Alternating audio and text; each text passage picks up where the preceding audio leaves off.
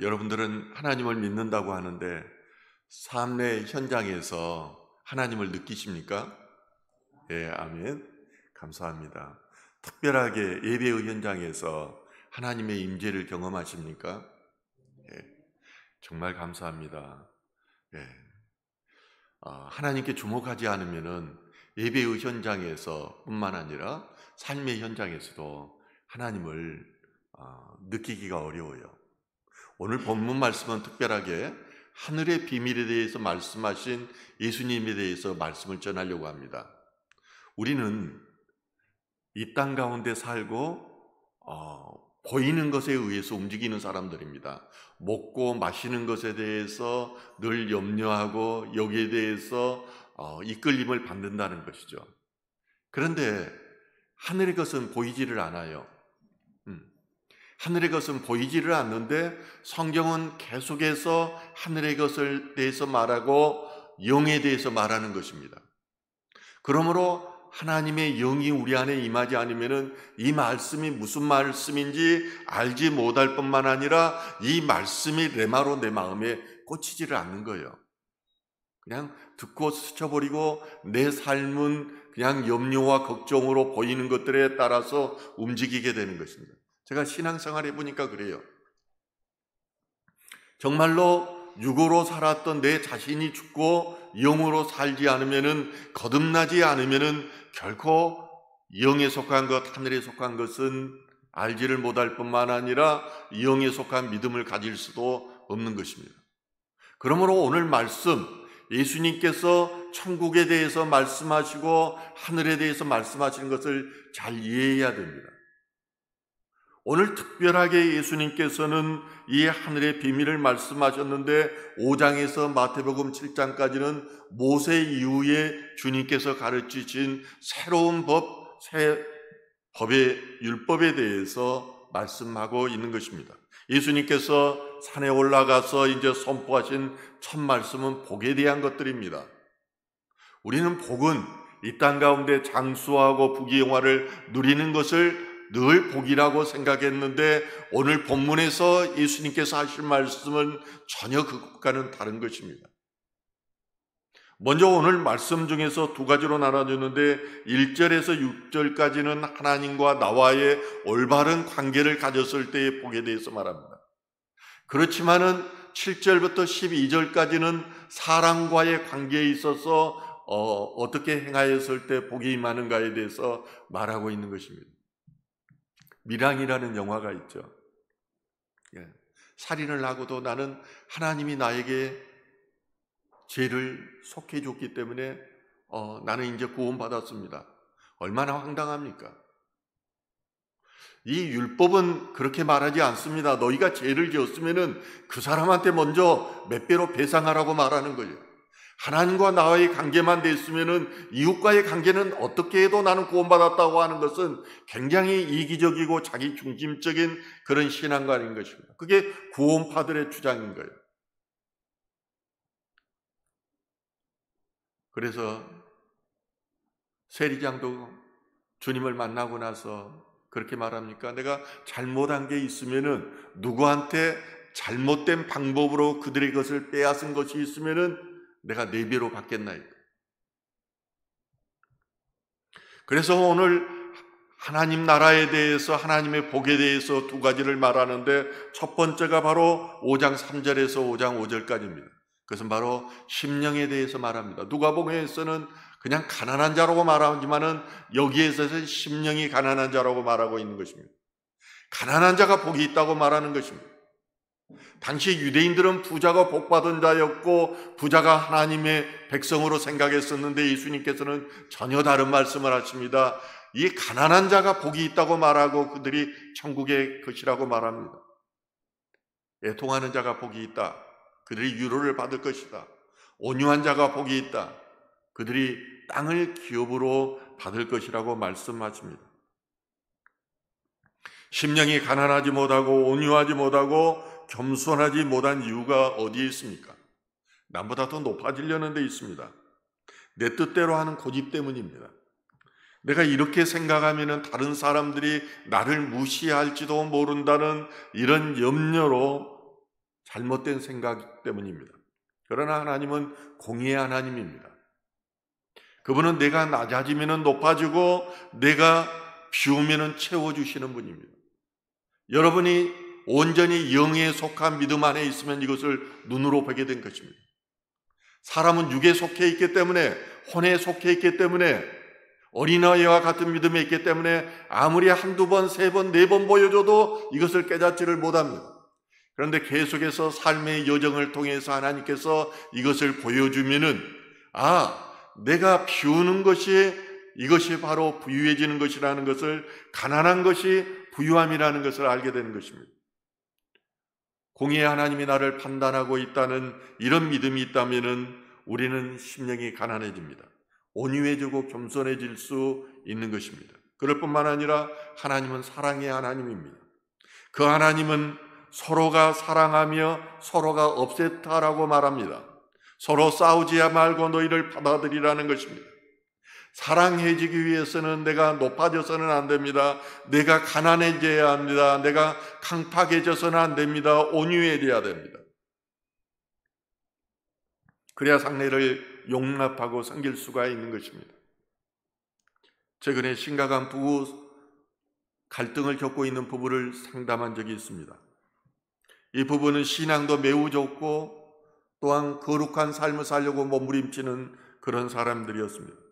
그런데 이 부부는 아내가 남편이 부부 동반을 해서 어디를 가면은 다른 이성에게 눈길을 주고 있다고 그렇게 생각하고 오해하고 있었습니다. 그래서 이성 간의 모임만 갔다 오면 부부가 싸우는 것입니다. 제가 계속해서 들어보니까 사례들 하나하나를 들어봤더니 단 1%도 오해를 살 만한 소지가 없는 거예요. 그런데 기질적으로 우울이거나 점액인 사람들은 이런 불안을 가지고 있습니다. 남편이 자일질인 남편을 보면은 그 사람이 다른 사람에게 눈길을 주지 않을까라고 기질적으로 불안한 것을 가지고 있는 것입니다. 상담을 마치는 날 하나님께서 저에게 꿈으로 보여주었습니다.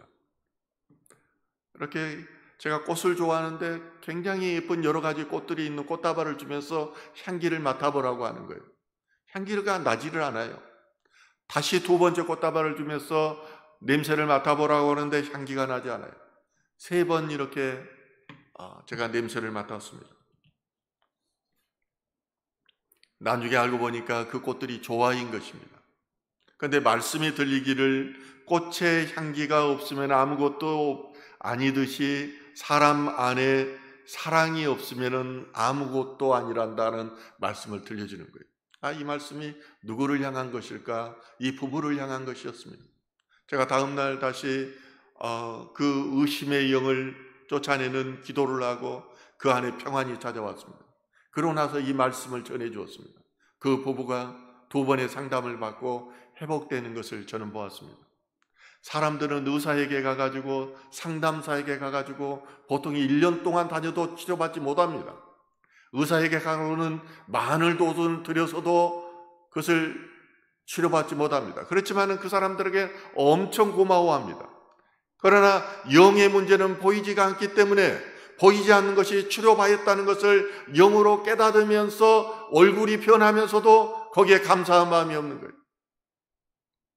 저는 마음속으로 그들이 헌금을 하고 가기를 바랬습니다. 물론 헌금을 했지만은 감사의, 본인이 치료받은 것에 대한 감사에 헌금하기를 저는 바랬던 것입니다.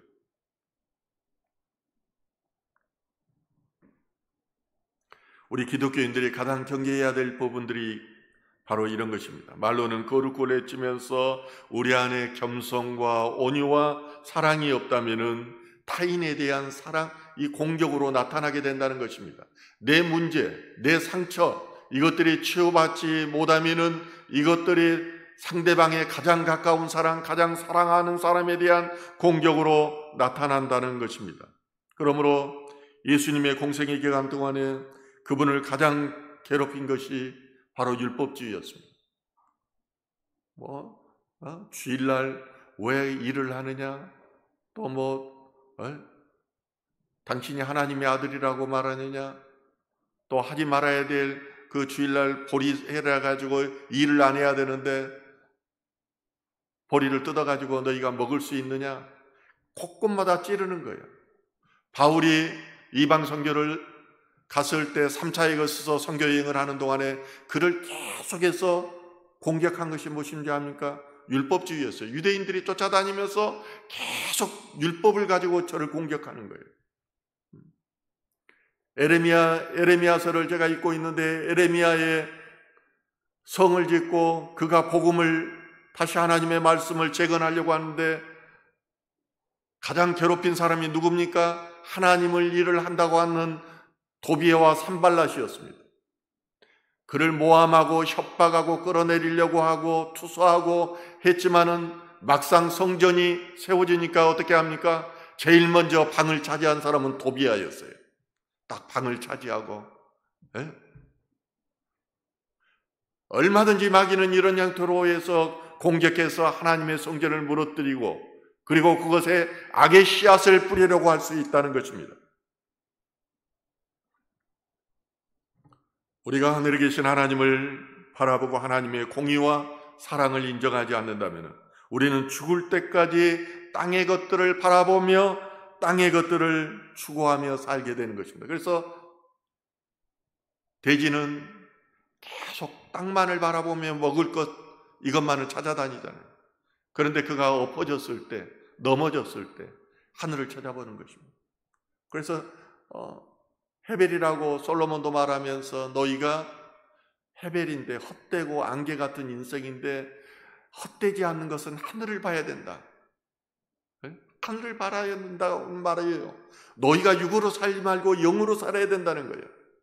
너희가 육에 속한 믿음에 있는 자가 되지 말고 영에 속한 자가 되라는 거예요. 그 믿음을 가지라는 거예요. 예수님께서 하늘을 소개하실 때에 하나님은 은밀한 중에 보신다고 말씀하십니다. 이게 코람데오의 신앙입니다. 이 안에서도 예배 가운데서도 영과 진리로 드리면은 하나님의 임재를 경험하게 됩니다. 바람으로 저는 늘 경험하지는 않지만은 보통 한 30-40%는 경험해요. 예배의 자리에서. 오늘 마태복음 6장 4절은 이렇게 말합니다. 내 구제함을 은밀하게 하라. 은밀한 중에 보시는 너희 아버지께서 갑질하시라. 구제뿐만이 아닙니다. 기도할 때도 금식할 때도 너희는 은밀하게 하라는 것입니다. 보지 않는 것 같이 하지만은 편지하신 하나님께서 각자의 사람들을 보고 계신다는 것입니다. 그리고 특별하게 하나님께 의지하며 하나님의 뜻에 합당하게 살려고 몸부림치는 인생들을 하나님께서 붙들고 계십니다.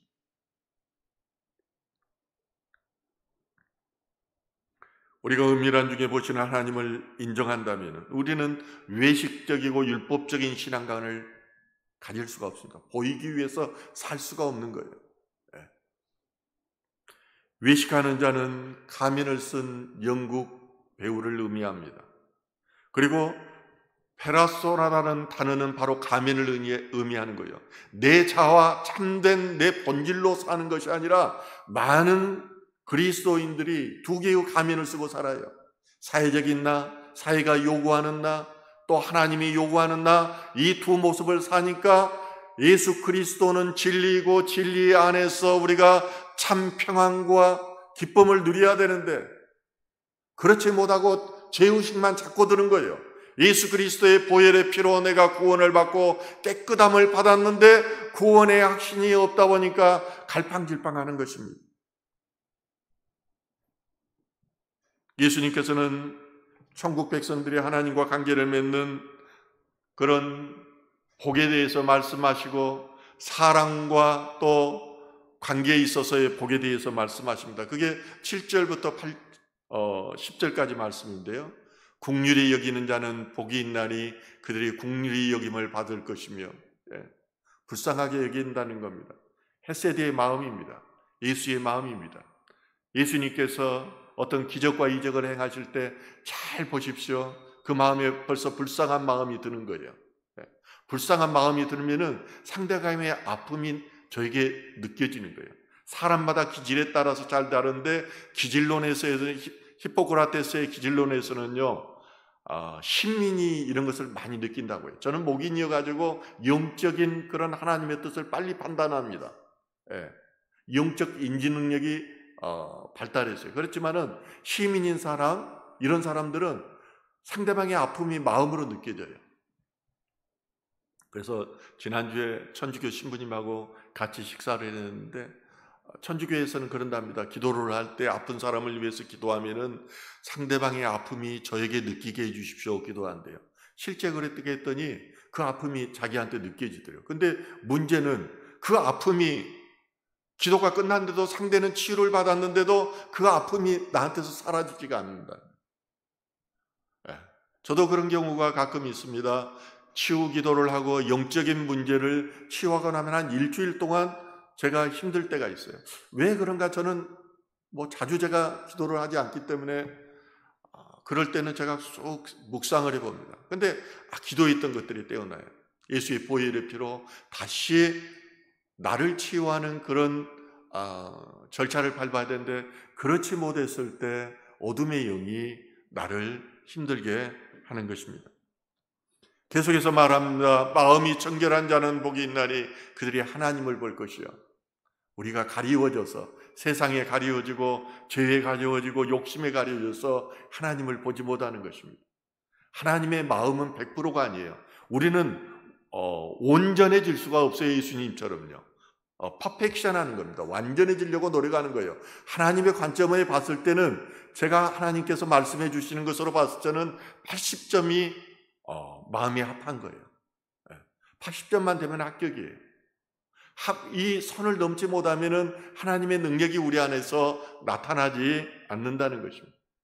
그래서 다윗도 여러 가지 죄를 범하였으니까 교만하여져서 백성들의 숫자를 세는 것 같이 밧세바 사건이랄 게 있었지만은 하나님께서 그 마음을 보시고 하나님의 관점에서 늘 다윗은 생각했어요. 그렇기 때문에 나단이 나무래 미는 즉각적으로 제가 잘못했습니다. 왕이요, 선지자가 뭐라고 하면 죽여버리면 돼요. 증거인멸하면 돼요. 사울 같은 사람이 특별하게 그랬던 사람이에요. 사무엘이 뭐라고 그러면은 그냥 쫓아가서 가만히 안 두죠. 그런데 영에 속한 믿음이 있었던 다윗은 그렇지 않습니다. 나단이 말하니까 즉각적으로 반응합니다. 저 잘못했습니다. 이런 사람이 마음이 합한 자예요. 어떤 사건과 환경과 사람을 통해서 말하면은 영에 속한 믿음이 있는 사람들은 이것이 하나님께로 왔다는 것을 금방 압니다. 그리고 거기에 대해서 믿음으로 반응하는 사람인 것입니다. 화평하는 자는 복이 있나니 그들이 하나님의 아들이라 일컬음을 받을 것임이라고 말합니다. 예수가 바로 평강을 위해서 화평을 위해서 온 분입니다. 그가 하나님의 아들입니다. 이는 이 하나님과 분열하게 되고 하나님의 영이 떠남으로 영적으로 죽었던 우리들을 위해서 이 땅 가운데 와서 바로 화평하게 해줬던 분입니다. 우리가 그 일을 하면은 너희가 똑같이 예수 그리스도와 같이 하나님의 아들이라고 불림을 받는다는 것입니다. 또한 의를 위하여 박해를 받는 자는 복이 있나니 천국의 그들의 것이라고 말합니다. 사람도 현인들이 말하지 않아도 다른 말하고 그리고 나서 불의한 것에 대해서 잘못됐다고 말하면은 자기 인생의 손해가 그 이상으로 온다는 것을 잘 알고 있습니다. 그렇게 다 어리석은 사람들만 있는 것이 아닙니다. 그러나 선지자는 하나님의 사람은 하나님의 말씀을 전해야 되는 것입니다. 설사 그것이 죽음으로 다가오더라도 그 하나님의 말씀을 전해야 되는 것입니다. 교회의 부흥을 위해서 나의 이익을 위해서가 아니라 그 영혼의 부흥과 그 영혼의 하나님의 나라를 가기 위해서 그렇게 하는 것입니다.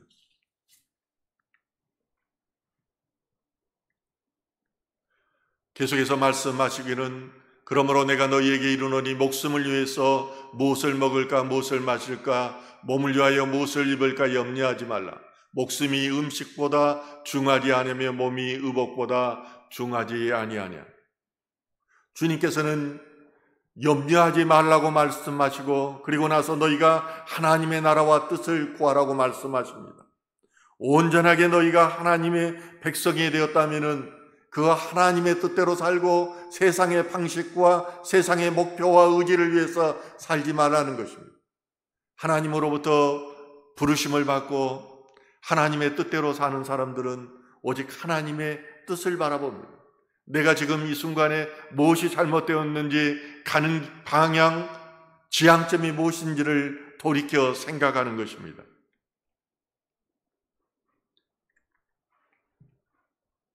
사람과의 관계에 있어서 주님이 주시는 긍휼과 청결과 화평과 의가 없다면 우리는 진정한 하나님의 나라 백성이라고 할 수가 없습니다.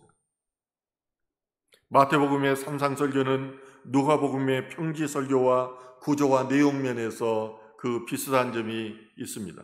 누가복음의 평지설교에서는 네 가지의 복과 네 가지의 화에 대해서 말씀하십니다.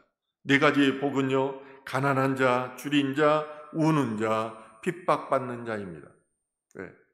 별로 우리가 좋아하지 않는 자, 그런 단어들이죠. 그런데 복은 누가복음에서는 뭐라고 말하냐면은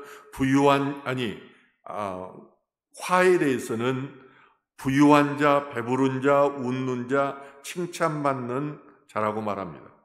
우리가 세상적인 그런 것과 정반대입니다. 그런데 조금만 깊이 묵상해 보면 이 말 뜻을 알 수 있습니다. 저 어렸을 때는요, 어디 교회에서 와서 전도를 하면은 우리 시골 마을에서 20-30명씩 교회로 몰려갔어요. 예. 그러고 나서 무슨 말인지도 모르고 주일날 몰려다녔어요. 그런데 오늘날은, 그때는 배고프고 가난했어요. 뭘 주지 않아도 그냥 갔어요. 특별하게 크리스마스 때는 떡을 하나씩 줬는데 이러면 마을 잔치가 나는 거예요. 줄 서가지고 교회를 안 나갔던 우리 그 동료 친구들도 전부 줄 서가지고 떡 하나씩 받아봤어요. 그런데 이제 배가 불렀습니다. 떡을 줘도 안 옵니다. 고기 줘도 안 옵니다. 가난하지가 않습니다. 부유해져서 하나님을 알려고도 하지 않고, 부유해져서 하나님의 말씀을 들으려고도 하지 않습니다. 귀가 부자가 됐어요. 워낙 듣는 것이 많아요. 귀를 쏠깃하게 하고 내 마음에 쏙 드는 말만 그냥 받아들여요. 저 같은 설교 누가 듣지도 않습니다.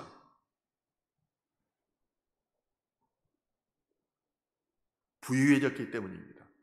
부유해지면 교만해집니다.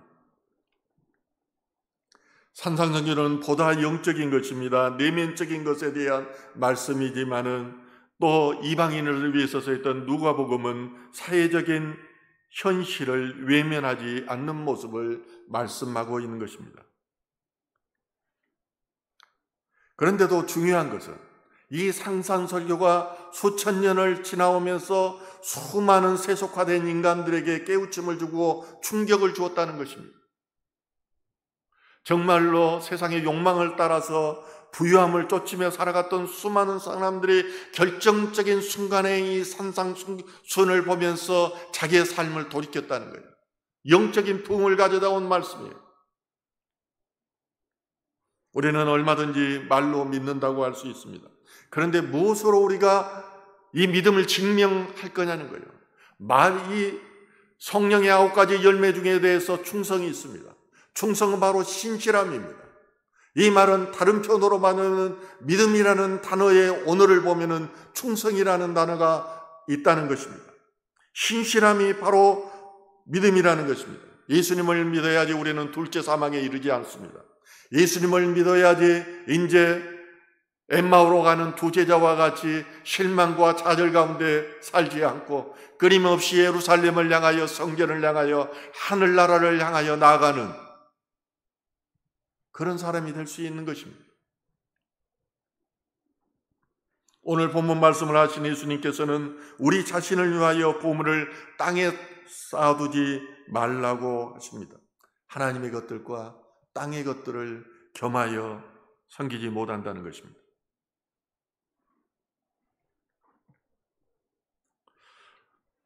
제가 지난번에도 자랑을 했지만은 저와 함께 경찰 선교를 했던 장로님이 목사님이 되어서 나타났어요. 저하고 10년은 아니구나. 10년 동안에 딱 한 번 만났던 분입니다. 얼마 전에 찾아와서 자기가 세계 경찰 선교 또 국내 경찰 선교를 위해서 자기가 30억을 헌납하겠다고 했습니다. 그러면서 그런 결정을 하게 된 결정적인 계기는 제가 목사님한테 그 말을 했습니다. 목사님이나 저나 하나님의 부르심을 언제 하나님한테 갈지 모르는데 하나님을 위해서 우리가 살아야 할 것 아닙니까? 이 말에 자기가 충격으로 다가왔다고. 그래서 반포에 있는 집을 지금 짓고 있는데 두 채 중에 하나를 팔아서 자기가 헌납하겠습니다. 그렇게 말했을 뿐만 아니라 지금 구체적인 그 저당법인을 설립하는 작업을 하고 있습니다. 그리고 몽골 선교를 제가 그냥 지나가는 말로 했는데 선교비를 또 보내왔어요. 어제는 그냥 지나가는 말로 우리 사역자들이 모여서 어제 식사를 한다고 그랬더니 또 식사하라고 돈을 보내왔어요. 자기 돈이 많지 않답니다. 재산은 많이 있는데 연금으로 살아가기 때문에 그렇게 많지를 않대요. 그런데 돈을 준다는 것은 세상의 왕 되는 거예요. 저는 어제 그 돈을 다문화 사역을 하는 목사님한테 다시 드렸지만은 저는 주님이 주신 돈으로 여겨졌어요. 돈은 절대 주는 게 아닙니다. 주님 사랑하지 않으면 안 줍니다. 그래서 제가 문자를 아침에 보냈어요. 저는 그 돈을 주님이 주신 것으로 여겼습니다. 그만큼 저한테는 감동이었어요. 그것을 부인하여서 하나님 앞에 바친다는 것은 그가 하나님을 사랑하고 정직하다는 믿음의 고백인 것입니다. 그러므로 예수님께서는 얼마나 인생들을 아끼시는 데에 대해서도 말씀하십니다. 그는 공중의 새를 보라, 심지도 않고 거두지도 않고 창고에 모아들이지도 아니하되 너희 하늘 아버지께서 기르시나니 너희가 이것들보다 귀하지 아니하냐. 너희 중에 누가 염려함으로 그 키를 한 자라도 더할 수 있겠느냐. 또 너희가 어찌 의복을 위하여 염려하느냐. 들의 백합화가 어떻게 자라는가 생각하여 보라. 수고도 아니하고 길쌈도 아니하느니라. 공중의 새와 들의 백합화를 먹이고 이쁘시는 하나님의 섭리를 기억하라는 것입니다. 지금까지 너희를 인도하시고 너희를 먹이신 하나님을 기억하라는 것입니다. 저는 그것을 기억하면은 하나님을 배반할 수가 없습니다. 저는 여러분들 보기에는 화려해 보이지만은 저는 어렸을 때 굉장히 가난한 가정에서 태어났습니다. 그 하나님께서 중학교만 보내서 공장으로 내보려고 했던 그 아버지의 생각과는 달리 저는 그때마다 기회를 주셔서 졸업할 때쯤마다 하나님께서 환경을 변화시켜서 계속 지나가게 하고 장학금을 받게 했습니다. 그래서 결국은 박사학위까지 받게 했고 대학원을 4군데를 공부하게 했습니다. 이것은 사람의 생각으로 되는 일이 아닙니다.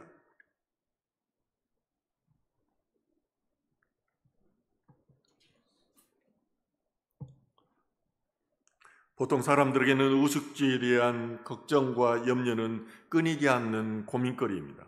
그렇지만 우리가 지난 과거에 대한 감사가 선행된다면 내일에 대한 염려도 조금도 할 필요가 없다는 것입니다.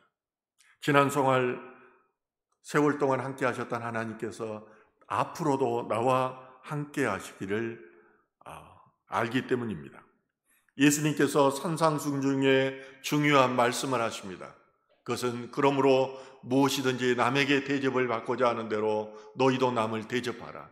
이것이 율법이요 선지자니라. 신앙생활이나 또 사회생활에서 가장 중요한 것이 이 내용입니다. 그래서 율법의 황금률이라고 합니다. 그냥 받으려고만 했던 사람들이 하나님을 만나고 나면은 섬김 받았던 사람들이 섬기는 삶을 하게 된다는 것입니다. 내 방식으로 사는 것이 아니라 하나님의 방식으로 삶의 목적이 변하게 되는 것입니다. 그러므로 예수님께서는 산상수훈의 마지막 부분에 이르러서 우리에게 실천을 요구하십니다. 주님께서는 말씀하신 것을 늘 실천하셨고 우리에게도 그렇게 실천하라고 강조하시는 것이요. 너희가 세상 사람들과 다르게 살라는 거예요. 얼마 전에 모 가수가 크리스찬인데 술 마셨잖아요. 술 마시고 음주 사고를 냈습니다. 그리고 더욱이 나쁜 것은 계속해서 거짓말했다는 거예요. 거짓말인 거예요. 많은 사람들은 그가 나와서 크리스찬임을 고백했기 때문에 크리스찬임을 알고 있어요. 뭘로 보겠습니까? 술 마실 수 있어요. 사고 낼 수도 있어요. 그렇지만은 끝까지 10일 동안 그렇게 계속 번갈아 가면서 거짓말로 자기를 숨기려고 하는 거, 이건 굉장히 나쁜 겁니다. 저도 직장 다닐 때 사고를 친 적이 있어요. 어느 기자가 왔어요. 전화가 왔어요. 그래서 이런 사실이 있었는데 사실입니까? 제가 바로 그랬어요. 내가 책임자입니다. 내가 그랬습니다. 내가 배상할 겁니다. 내가 책임질 겁니다. 청장님 앞에 가서 제가 책임지겠다고 이야기했어요. 누구도 내 부하 직원도 징계 하나 받지 않았어요.